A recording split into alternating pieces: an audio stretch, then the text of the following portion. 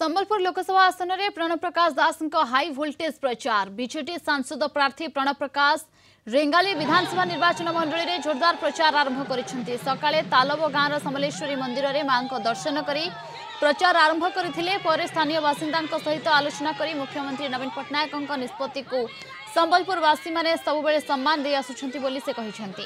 पर तालब गाँव किसी चाषी सहित आलोचना कर समस्या संपर्क में पचारि परवर्ती समय यार समाधान कराजिबो बोली प्रतिश्रुति देछन्ते। रेंगाली खिंडा जाई वीर सुरेंद्र साय प्रतिमूर्ति में श्रद्धांजलि देथिले। रेंगाली धर्मशाला ठारे स्थानीय लोकों सहित विभिन्न विषय आलोचना करथिले।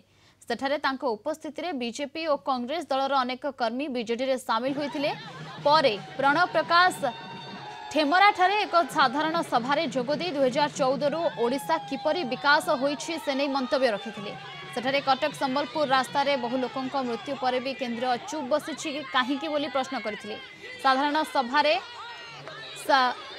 सभा सारी ठेमरा गाँव में जड़े व्यक्ति घरे भोजन करथिले प्रणव प्रकाश दास।